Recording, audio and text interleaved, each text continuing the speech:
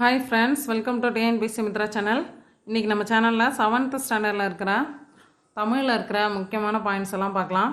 TNPSC group 1 2 2A unit 8 வந்து நமக்கு தமிழ் கொடுத்துருக்காங்க.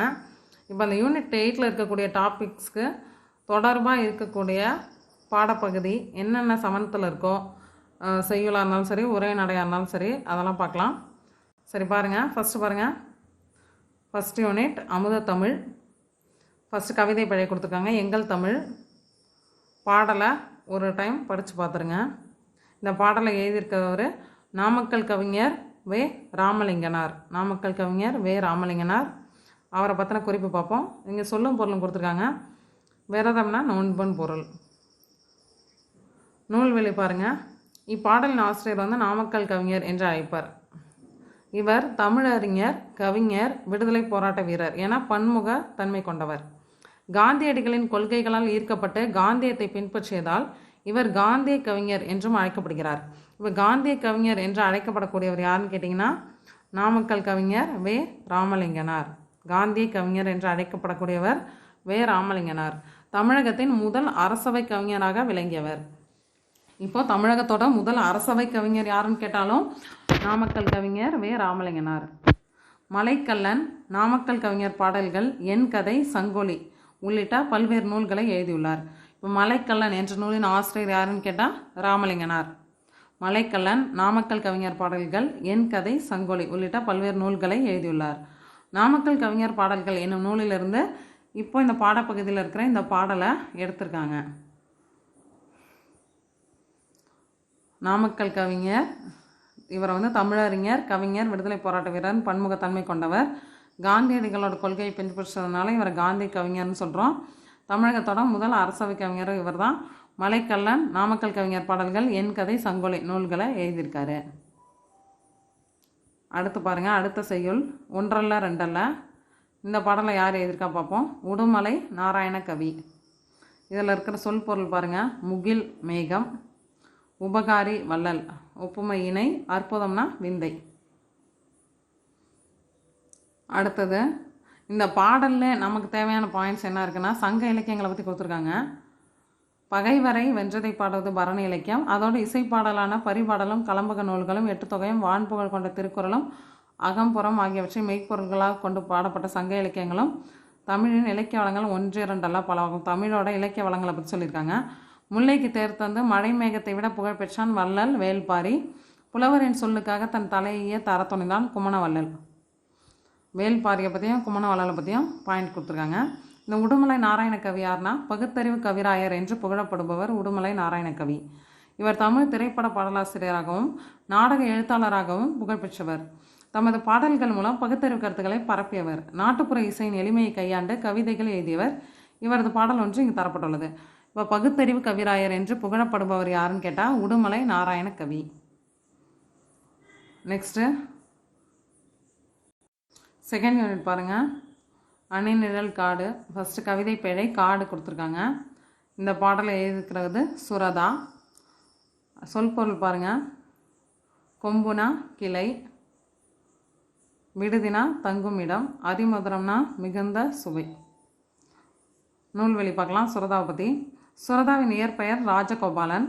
இவர் பாரதிதாசன் மீது மிகுந்த பற்று கொண்டவர். பாரதிதாசனோட இயற்பெயர் சுப்புரத்னம். எனவே தம் பெயரை சுப்புரத்ன தாசன் என்று மாற்றிக்கொண்டார். அதன் சுருக்கமே சுரதா என்பதாகும். ஓமைகளை பயன்படுத்தி கவிதைகள் எழுதுவதில் வல்லவர் என்பதால் இவரை ஓமை கவிஞர் என்றும் அழைப்பார். இப்போ பாரதியார் மேலே பற்று இருக்கிறதால எப்படி வந்து பாரதிதாசன்னு சுப்புரத்னம் பேர் வச்சுக்கிட்டாரோ, அதே மாதிரி பாரதிதாசனோட மேலே இருக்கிற பற்றால், பாரதிதாசனோட இயற்பெயர் சுப்புரத்னம், அவர் மேலே இருந்த பற்றால் இவர் வந்து சுப்புரத்ன தாசன் தன்னோட பெயராக மாற்றிக்கிட்டாரு.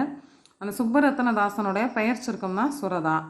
இவர் வந்து ஓமைகளை பயன்படுத்தி கவிதை எழுதுறதால இவரை ஓமை கவிஞர் அப்படின்னு அழைக்கிறாங்க. ஓமை கவிஞர் என்று அழைக்கப்படுபவர் சுரதா. காந்திய கவிஞர் நாமக்கல் கவிஞர் வே. ராமலிங்கனார். ஓமை கவிஞர் சுரதா.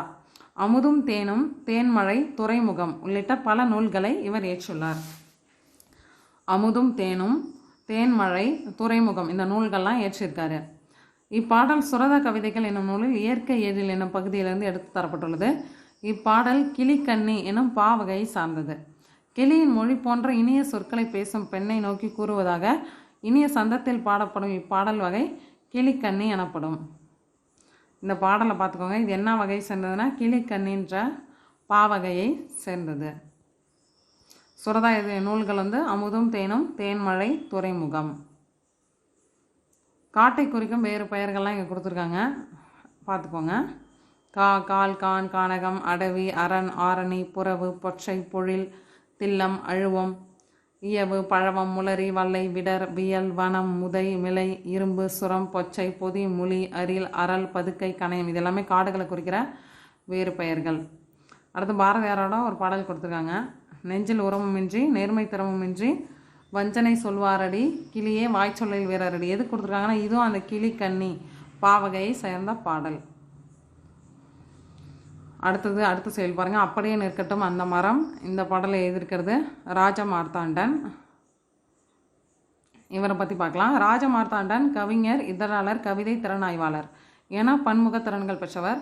கொல்லிப்பாவை எனும் சிற்றிதழை நடத்தியவர். ராஜமார்த்தாண்டன் கவிதைகள் என்னும் நூலுக்காக தமிழ் வளர்ச்சித்துறையின் பரிசு பெற்றவர். சிறந்த தமிழ் கவிதைகளை தொகுத்து கொங்குதேர் வாழ்க்கை எனும் தலைப்பில் நூலாக்கியுள்ளார். இவரது அப்படியே நிற்கட்டும் அந்த மரம் எனும் நூலில் உள்ள கவிதை இங்கு தரப்பட்டுள்ளது. இவர் கொல்லிப்பாவைன்ற ஒரு சிற்றிதழை நடத்தியிருக்காரு. அடுத்து திருக்குறள். அணுவை தொலைத்தேழ் கடலை புகட்டி குறுக தரித்த குறள் என்று திருக்குறளோட பெருமையாக ஔவையார் சொல்கிறாங்க. அணுவை தொலைத்தேழ் கடலை புகட்டி குறுக தரித்த குறள்னு சொன்னவங்க யார்? ஔவையார். எதுக்காக சொல்கிறாங்க? திருக்குறளோட பெருமையை சொல்கிறதுக்காக திருவள்ளுவர் மாலையில் சொல்லியிருக்காங்க. இப்போது திருக்குறள் என்னென்ன கொடுத்துருக்காங்கன்னு பார்ப்போம். அழுக்காராமை, இந்த அதிகாரத்துலேருந்து 2 குறள் கொடுத்துருக்காங்க, பார்க்கலாம். ஒழுக்காரா கொள்க ஒருவன் தன் நெஞ்சத்து அழுக்காறு இல்லாத இயல்பு. ஒழுக்காரா கொள்க ஒருவன் தன் நெஞ்சத்து அழுக்காறு இல்லாத இயல்பு. ஒருவர் தன் நெஞ்சில் பொறாமை இல்லாத, அழுக்காறுனா பொறாமை, ஒருவர் தன் நெஞ்சில் பொறாமை இல்லாத குணத்தையே ஒழுக்க நெறியாக கொண்டு வாழ வேண்டும். அவ்விய நெஞ்சத்தான் ஆக்கமும் செவ்வியான் கேடும் நினைக்கப்படும். அவ்விய நெஞ்சத்தான் ஆக்கமும் செவ்வியான் கேடும் நினைக்கப்படும். பொறாமை கொண்டவருடைய செல்வமும் பொறாமை இல்லாதவருடைய வறுமையும் சான்றோரால் ஆராயப்படும். புறங்கொறாமை, இதிலிருந்து 2 குறள் கொடுத்துருக்காங்க. புறங்கொறாமைனா பொய் சொல்லாமல் இருக்கிறது. கண்ணின்று கண்ணறச் சொல்லினும் சொல்லற்க முன்னின்று பின் நோக்காச் சொல்.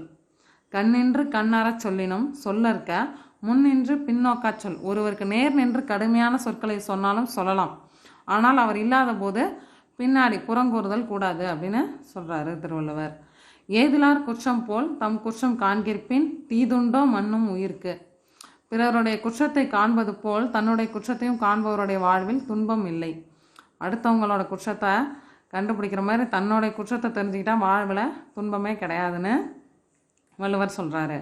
அடுத்த அருளுடைமை, இதில் 2 அதிகாரம் கொடுத்துருக்காங்க. அருட்செல்வம் செல்வத்துள் செல்வம் பொருட்செல்வம் பூரியார் கண்ணும் உல. அருளாகிய செல்வமே செல்வங்களுள் சிறந்த செல்வம். அருட்செல்வம் செல்வத்துள் செல்வம், பொருட்செல்வம் பூரியார் கண்ணும் உல. பொருட்செல்வம் இழந்தவரிடத்திலும் உள்ளது. அருட்செல்வம் தான் சிறந்த செல்வம் அப்படின்னு சொல்கிறாங்க. எல்லா செல்வங்களையுமே சிறந்த செல்வம் அருட்செல்வம் தான். பொருட்செல்வம் இழிந்தவரிடத்துலையும் இருக்கும். இழிந்தவர்கிட்ட கூட பொருட்செல்வம் இருக்கலாம், ஆனால் அருட்செல்வம் இருக்காது அப்படின்னு சொல்கிறாங்க. வலியார் முன் தன்னை நினைக்கத்தான் தன்னின் மெலியார் மேல் செல்லும் இடத்து. வலியார் முன் தன்னை நினைக்க தான் தன்னின் மெலியார் மேல் செல்லும் இடத்து. ஒருவர் தன்னை விட மெலிந்தவரை துன்புறுத்தும் போது தன்னை விட வலிமையுடையவரின் முன் தான் அஞ்சு நிற்கும் நிலையை எண்ணி பார்த்தல் வேண்டும். தன்னை விட மெலிந்தவரை துன்புறுத்தும் போது தன்னை விட வலிமையுடையவங்க முன்னாடி நாம் எப்படி அஞ்சு நிற்போன்றத ஒருத்தவங்க எண்ணி பார்க்கணும். அடுத்து வாய்மையில் 3 குறள் கொடுத்துருக்காங்க. வாய்மை எனப்படுவது யாதெனின் யாதொன்றும் தீமை இல்லாத சொல்லல். வாய்மை எனப்படுவது என்னன்னா மற்றவங்களுக்கு தீங்கு தராத சொற்களை பேசுகிறது தான் வாய்மை. திருவள்ளுவர் உண்மையை எப்படி சொல்கிறாருன்னா மற்றவர்களுக்கு தீங்கு தராத சொற்களை பேசக்கூடியது தான் வாய்மை. தன்னெஞ்சறிவது பொய்யற்க பொய்த்த பின் தன்னெஞ்சே தன்னை சுடும். ஒருவர் தன் நெஞ்சறிய பொய் சொல்லக்கூடாது. அப்படி கூறுனா அவங்க நெஞ்சமே அவங்கள சுடும், அவங்கள வருத்தும் அப்படின்னு சொல்கிறாரு. உள்ளத்தால் பொய்யாதொழுகின் உலகத்தார் உள்ளத்துள் எல்லாம் உளன். உள்ளத்தால் பொய்யாதொழுகின் உலகத்தார் உள்ளத்துள் எல்லாம் உளன். உள்ளத்தில் பொய்யில்லாமல் வாழ்பவர் உலகத்தார் உள்ளங்களிலெல்லாம் இருப்பவர் ஆவார். இறைமாட்சி, இதில் 1 குறள் கொடுத்துருக்காங்க. இயற்றலும் ஈட்டலும் காத்தலும் காத்த வகுத்தலும் வல்லது அரசு. இது அரசுக்கான ஒரு குறள். இயற்றலும் ஈட்டலும் காத்தலும் காத்த வகுத்தலும் வல்லது அரசு.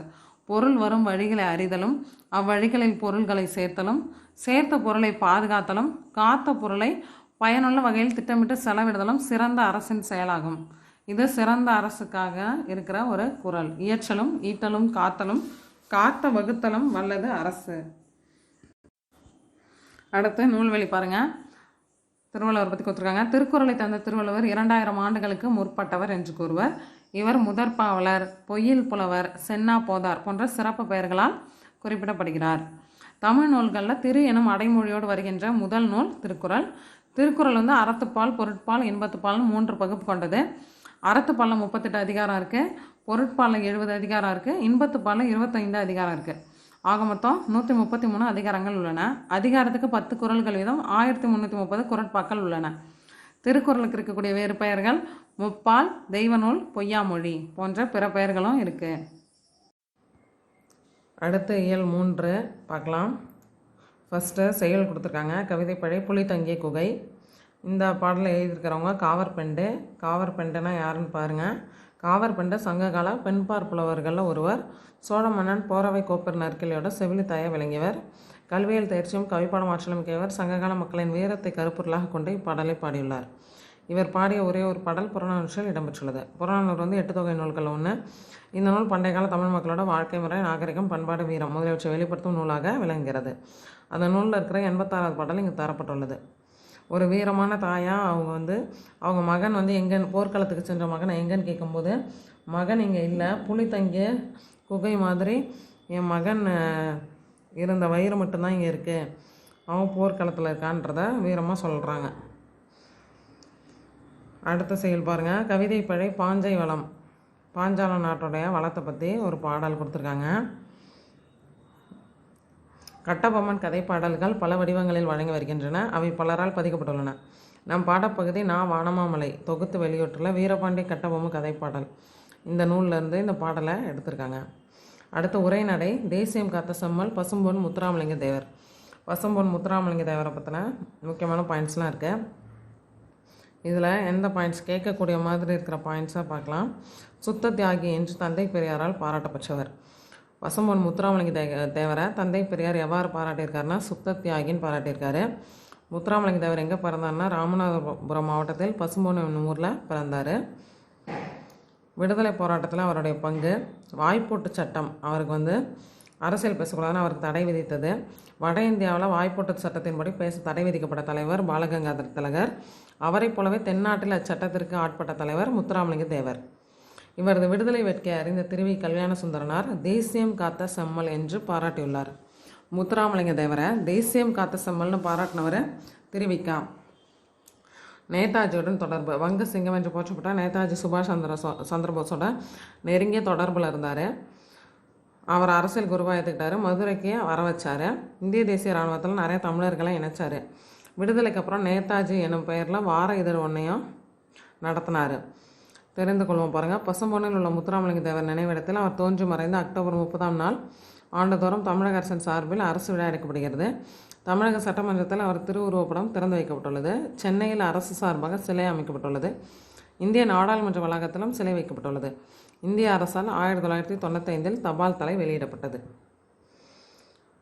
அவருடைய பேச்சாற்றலாம் கொடுத்துருக்காங்க. தென்னாட்டு சிங்கம் அப்படின்னு அவரை நிறைய பேர் பாராட்டியிருக்காங்க. அறிஞர் அண்ணா அவருடைய பேச்சு சிங்கத்தின் முழக்கம் போல் இருக்குது அப்படின்னு சொல்லியிருக்காரு. அவருடைய தேர்தல் வெற்றிகளை பற்றிலாம் கொடுத்துருக்காங்க. என்னென்ன தேர்தலில் வெற்றி பெற்றாருன்னு. குற்றப்பரம்பரை சட்ட எதிர்ப்பு மாநாடு. ஆங்கில ஆட்சியில் மக்களை ஒடுக்குவதற்காக கொண்டு வரப்பட்டது குற்றப்பரம்பரை சட்டம். ஒருவரை பிறப்பாலேயே ஒருவரை குற்றவாளியாக கருதும் அச்சட்டத்தை நீக்குவதற்காக மக்களை திரட்டி பல்வேறு போராட்டங்களை நடத்தினார் முத்துராமலிங்க தேவர். 1934ஆம் ஆண்டு மே 12, 13 தேதிகளில் கமுதியில் குற்றப்பரம்பரை சட்ட எதிர்ப்பு மாநாட்டை நடத்தினார். அவரது தொடர் போராட்டத்தால் 1948ஆம் ஆண்டு அச்சட்டம் நீக்கப்பட்டது. ஆலய நுழைவு போராட்டமும் நடத்தினார் மதுரை கோயிலில். முத்துராமலிங்க தேவரின் சிறப்பு பெயர்கள் தேசியம் காத்த செம்மல், வித்யா பாஸ்கர், பிரவசன கேசரி, சன்மார்க்க சண்டமாருதம், இந்து புத்த சமய மேதை. இதெல்லாம் முத்துராமலிங்க தேவருடைய சிறப்பு பெயர்கள். விவசாயிகளோட தோழராக இருந்திருக்கார். ஜமீன் விவசாயிகள் சங்கம் ஏற்படுத்தி விவசாயிகளோட துயர் துடைக்க பாடுபட்டார். கூட்டுறவு சிந்தனையாளர். பாரத மாதா கூட்டுறவு பண்டக சாலை ஏற்படுத்தி விவசாயிகளோட விளைபொருட்களுக்கு சரியான விலை கிடைக்க செஞ்சார். தொழிலாளர் தலைவராக இருந்திருக்காரு. 1938 காலகட்டத்தில் மதுரையில் 23 தொழிலாளர் சங்கங்களின் தலைவராக தேவர் திகழ்ந்தார். ஜீவானந்தத்துடன் இணைந்து 1938ஆம் ஆண்டு போராட்டம் நடத்தினார் தொழிலாளர்களோட உரிமைக்காக. சிறைவாசம். அலிப்பூர், அமராவதி, தாமோ, கல்கத்தா, சென்னை, வேலூர் சிறைகள்லாம் சிறை வைக்கப்பட்டிருந்திருக்காரு. தன்னோட வாழ்நாளில் 5ல் ஒரு பங்கு சிறையிலே கழிச்சிருக்காரு. அவரை பற்றி இவ்வளோதான் முக்கியமான பாயிண்ட்ஸ். அடுத்த துணைப்பாடம் கப்பலோட்டை தமிழர் கொடுத்துருக்காங்க. அது நூல்வெளி பார்க்கலாம். ராபி சேது தமிழறிஞர், எழுத்தாளர், வழக்குரைஞர், மேடை பேச்சாளர் என பன்முகத்திறன் பெற்றவர். இவரை சொல்லின் செல்வர் என போற்றுவர். சொல்லின் செல்வர் ராபி சேது பிள்ளை. செய்யுளுக்கே உரிய எதுகை மோனை என்பவற்றை உரைநடைக்குள் கொண்டு வந்தவர் இவரே. இவரது தமிழ் இன்பம் என்னும் நூல் இந்திய அரசின் சாகித்ய அகாடமி விருது பெற்ற முதல் நூலாகும். ஆற்றங்கரையினிலே கடற்கரையினிலே, தமிழ் விருந்து, தமிழகம் ஊரும் பெறும், மேடை பேச்சு உள்ளிட்ட பல நூல்களை இவர் எழுதியுள்ளார். வ.உ. சிதம்பரனார் பேசுவதாக அமைந்த நம் பாடப்பகுதி கடற்கரையினிலே என்னும் நூலிலிருந்து எடுத்தாளப்பட்டுள்ளது. வ.உ. சிதம்பரனார் தன்னை பற்றி சொல்கிற மாதிரி ஒரு பாடம் எழுதியிருக்காரு. இப்போ ராபி சேது பிள்ளை சொல்லின் செல்வர் என்று போற்றப்படுகிறார். சொல்லின் செல்வர் என்று அழைக்கப்படுவர் யாருன்னா ராபி சேது. அவருடைய நூல் தமிழ் இன்பம் சாகித்ய அகாடமி விருது பெற்ற முதல் நூல். அவருடைய நூல் தமிழ் இன்பம் சாகித்ய அகாடமி விருது பெற்ற முதல் நூல். இவர் எழுதிய நூல்கள் ஆற்றங்கரையினிலே, கடற்கரையினிலே, தமிழ் விருந்து, தமிழகம் ஊரும் பெறும், மேடை பேச்சு. அடுத்து 4வது யூனிட் கவிதை பிழை கலங்கரை விளக்கம். இந்த பாடலை எழுதியிருக்கிறது கடியலூர் உருத்திரங்கண்ணனார். சொற்பொருள் பாருங்கள். மதலைனா தூண், நெகிழினா தீச்சுடர், அழுவம்னா கடல்னு பொருள், சென்னினா உச்சி, உறவு நீர்னா பெருநீர் பரப்பு. நூல்வெளி பார்க்கலாம். கடியலூர் உருத்திரங்கண்ணனார் சங்ககால புலவர். இவர் கடியலூர் என்ற ஊரில் வாழ்ந்தவர். இவர் 10 பாட்டில் உள்ள பெரும்பானாற்றுப்படை, பட்டினப்பாலை ஆகிய நூல்களை இயற்றியுள்ளார். கடியலூர் உருத்திரங்கண்ணனார் 10 பாட்டில் உள்ள பெரும்பானாற்றுப்படை, பட்டினப்பாலை ஆகிய நூல்களை இயற்றியுள்ளார். பெரும்பானாற்றுப்படையின் பாட்டுடை தலைவன் தொண்டைமான் இளந்திரையன். இந்நூலின் 346 முதல் 351 வரை உள்ள அடிகள் நமக்கு பாடப்பகுதியாக தரப்பட்டுள்ளன. வள்ளல் ஒருவரிடம் பரிசு பெற்று திரும்பும் புலவர் பாணர் போன்றோர் அந்த வள்ளலிடம் சென்று பரிசு பெற பிறருக்கு வழிகாட்டுவதாக பாடப்படுவது ஆற்றுப்படை இலக்கியம். ஆற்றுப்படை இலக்கியம்னா வள்ளல் ஒருவர்கிட்ட பரிசு பெற்று திரும்புகிற புலவர் பாணர் அந்த வள்ளல்கிட்ட சென்று பரிசு பெற பிறருக்கு வழிகாட்டுறது தான் ஆற்றுப்படை. இப்போ இந்த பாடலை எழுதியிருக்கிறது கடியலூர் உருத்திரங்கண்ணனார். இவர் 10 பாட்டில் பெரும்பானாற்றுப்படை, பட்டினப்பாலை பாடல்களை இயற்றியிருக்காரு. இங்கே பாடமாக கொடுத்துருக்கிறது பெரும்பானாற்றுப்படை. 10 பாட்டு நூல்கள் பாருங்கள். திருமுருகாற்றுப்படை, பொருணராற்றுப்படை, பெரும்பானாற்றுப்படை, சிறுபானாற்றுப்படை, முல்லைப்பாட்டு, மதுரை காஞ்சி, நடுநல்வாடை, குறிஞ்சிப்பாட்டு, பட்டினப்பாலை, மலைப்படு கடாம். அடுத்த செய்யுள் கவின்மிகு கப்பல். இது மருதன் இளநாகனாரோட பாடல். சொல் பொருள் பாருங்கள். ஊருனா அழகு, வங்குள்னா காற்று, நீகான்னா நாவாய் ஓட்டுபவன், வங்கம்னா கப்பல், எல்னா பகல், மாட ஒல்லிரனா கலங்கரை விளக்கம். மருதன் இளநாகனார் சங்ககால புலவர்களில் ஒருவர். கலித்தொகையின் மருதத்திணையில் உள்ள 35 பாடல்களை பாடியவர் இவரே. மருதத்திணை பாடுவதில் வல்லவர் என்பதால் மருதன் இளநாகனார் என அழைக்கப்படுகிறார். அகநானூறு 8 தொகை நூல்களில் ஒன்று. இது அகநானூர்லேருந்து எடுத்திருக்கிற பாடல். புலவர் பலரால் பாடப்பட்ட 400 பாடல்களை கொண்டது. இந்நூலினை நெடுந்தொகை என்றும் அழைப்பர். இந்நூலின் 255ஆம் பாடல் இங்கு தரப்பட்டுள்ளது. மருதன் இளநாகனார் சங்ககால புலவர்களில் ஒருவர். கலித்தொகையில் மருதத்திணையில் 35 பாடல்களை பாடியிருக்காரு. மருதத்திணை பாடுவதில் வல்லவன்றதால இவர் பேர் மருதன் இளநாகனார். அகநானூறு 8 தொகை நூல்களில் ஒன்று. அகநானூரோட இன்னொரு பெயர் நெடுந்தொகை. அகநானூரில் எத்தனை பாடல்கள் இருக்குது? 400 பாடல்கள் இருக்குது. 8 தொகை நூல்கள்லாம் கொடுத்துருக்காங்க. நற்றிணை, குறுந்தொகை, ஐங்கர்நூறு, பதிற்றுப்பத்து, பரிபாடல், கலித்தொகை, அகநானூறு, புறநானூறு. அடுத்த உரைநடை தமிழரின் கப்பற்கலை பற்றி கொடுத்துருக்காங்க. இதில் நமக்கு தேவையான பாயிண்ட்ஸ் பார்க்கலாம். நமக்கு கிடைத்துள்ள நூல்களிலேயே மிகவும் பழமையானது தொல்காப்பியம். அந்நூல் முன்னீர் வழக்கம் என்று கடற்பயணத்தை குறிப்பிடுகிறது. தொல்காப்பியத்தில் முன்னீர் வழக்கம்ன்ற சொல்லி இடம்பெற்றிருக்கு. அந்த முன்னீர் வழக்கம் கடல் பயணத்தை குறிப்பிடுகிறது. கடலோடா கால்வல் நெடுந்தேர் கடலோடும் நாவாயும் ஓடா நிலத்து எனும் திருக்குறள் திருவள்ளுவர் காலத்திலேயே பெரிய கப்பல்கள் இருந்தன என்பதற்கு இது சான்று. பூம்புகார் துறைமுகத்திலிருந்து கப்பல்கள் மூலம் பொருட்கள் ஏற்றுமதியும் இறக்குமதியும் செய்யப்பட்டன என்பதை பட்டினப்பாலை விரிவாக விளக்குகிறது. உலகு கிளர்ந்தன்ன ஒரு கீழ் வங்கம் என்று பெரிய கப்பலை அகநானூறு குறிப்பிடுகிறது. இதனையே பதிற்று பத்து எனும் நூலில் அருங்கலம் தரியர் நீர்மிசை நிவக்கும் பெருங்கலி வங்கம் என்று குறிப்பிடுகிறது. இப்போது ஒவ்வொரு நூல்லையும் கப்பலை பற்றி, தமிழர்களுடைய கப்பற்கலையை பற்றி என்னென்ன இருக்குன்றத சொல்லியிருக்காங்க. சேந்தன் திவாகரம் என்னும் நிகண்ட நூலில் பல வகையான கப்பல்களின் பெயர்கள் குறிப்பிடப்பட்டுள்ளன. இதன் மூலம் தமிழர்கள் கப்பல் கட்டும் தொழிலில் பரந்துபட்ட அறிவு பெற்றிருந்தார்கள் என்பதை உணரலாம். அடுத்தது நீர்வழி என்னென்ன இதெல்லாம் சிறிய நீர்நிலைகளை கடக்க என்ன பயன்படுத்தினாங்க, பெரிய நீர்நிலைகளுக்கு என்ன பயன்படுத்தினாங்கன்னு சொல்லியிருக்காங்க. தோணி, ஓடம், படகு, புனை, மிதவை, தெப்பம்லாம் சிறிய நீர்நிலைகளை கடக்க, களம், வங்கம், நாவாயெல்லாம் பெரிய கடலை கடக்கிறதுக்கு, கடல் பயணம் செய்கிறதுக்கு. அப்புறம் கட்டுமரம், தோணிகளை பற்றிலாம் சொல்லியிருக்காங்க. கப்பல் கட்டும் கலை, தமிழர்கள் முற்காலத்திலேயே கப்பல் கட்டும் கலையை நன்கு அறிந்திருந்தனர். கப்பல் கட்டும் கலைஞர்கள் கம்மியர் என்று அழைக்கப்பட்டனர். இதனை களம் செய் கம்மியர் வருகென குய் எனும் மணிமேகலை அடியால் அறியலாம். அடுத்து அந்த கப்பல் செய்கிறதுக்கு என்னென்ன பொருள்கள்லாம் பயன்படுத்துகிறாங்கன்றதை பற்றி இதில் கொடுத்துருக்காங்க. அப்புறம் பாய்மர கப்பல்களை பற்றி கொடுத்துருக்காங்க. கப்பலின் உறுப்புகள் எறா, பருமல், வங்கு, கொம்பு, பாய்மரம், சுக்கான், நங்கூரம் இதெல்லாம் கப்பலுடைய உறுப்புகள். மாலுமிகள் எப்படி அழைக்கப்பட்டாங்கன்னா, கப்பல் செலுத்துபவர் மாலுமி, மீகாமன், நீகான், கப்பலொட்டின்னு பல பெயரால் அழைக்கப்பட்டாங்க. கப்பலை செலுத்தும் முறை, காற்றின் திசையிலிருந்து கப்பல்களை செலுத்தும் முறையை தமிழர்கள் நன்கு அறிந்திருந்தனர். இவ்வுண்மையை நளியிரு முன்னேர் நாவாய் ஓட்டி வழித்தொழில் ஆண்ட உறவோன் வருக எனும் புறப்பாடல் அடிகளில் வெண்ணிக்கோயத்தியார் குறிப்பிடுகிறார். வெண்ணிக்கோயத்தியார் ஒரு புறப்பாடல் அடிகளில் காற்றின் திசையை அறிஞ்சு கப்பல் செலுத்துகிற முறையை பற்றி சொல்லியிருக்காங்க. கலங்கரை விளக்கம், கப்பலை அழைக்கும் விளக்கு கலங்கரை விளக்கம்.